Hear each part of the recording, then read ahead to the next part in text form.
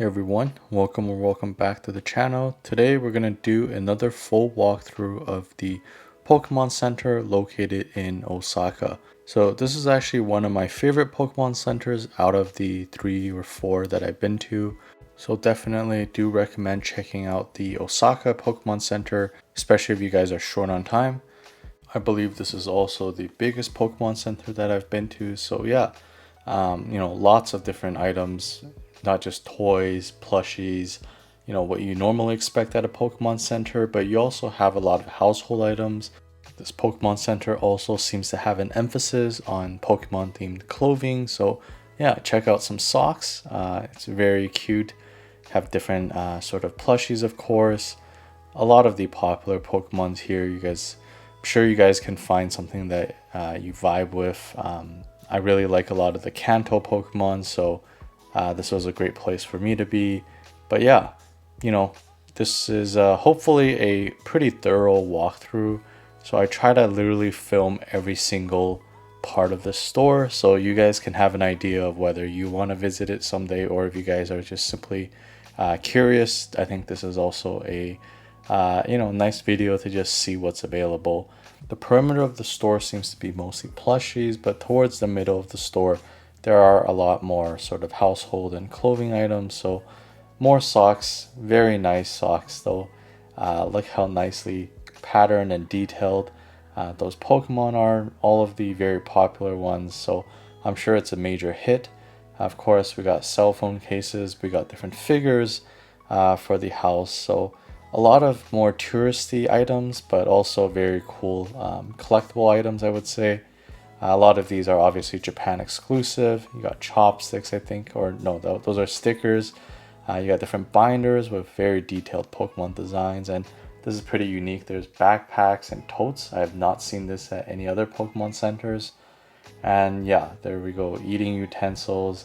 A lot of for kids stuff, but also I think there are some items for more serious or adult collectors. Definitely not a small collection of toys. So I did pick up the Polka and Dialga figures. I do love that generation.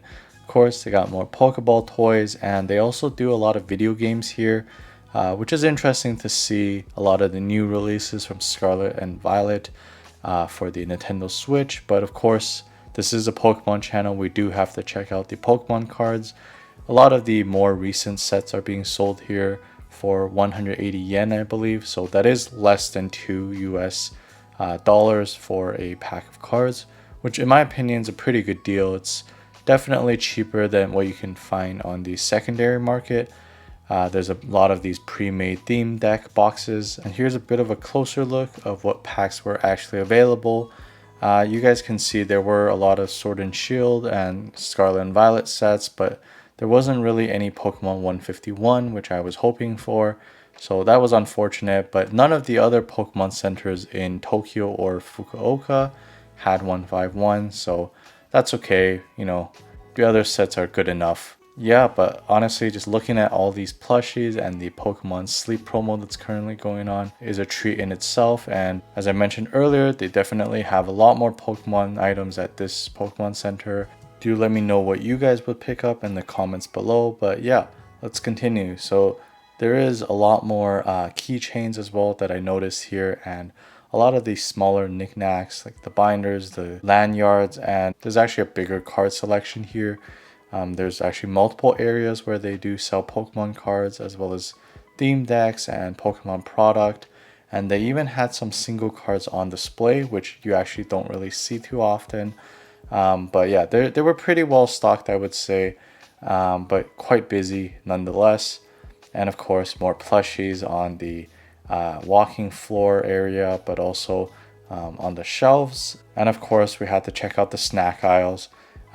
These snacks, some of them I recognize from the other Pokemon centers, but some of these I believe is actually exclusive to this Pokemon center in Osaka. So yeah, if you guys love snacks, especially Pokemon snacks, come give these a try. I'm sure they're pretty good.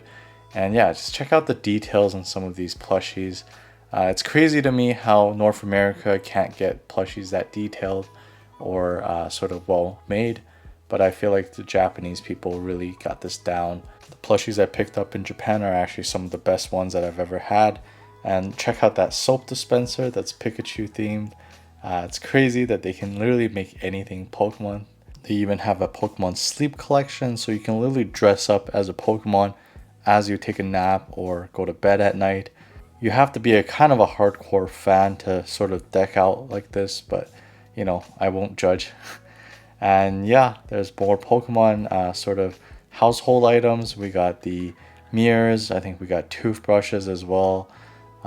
So really random stuff. I think they might have had floss as well, and keychains, but I guess that's a bit more normal.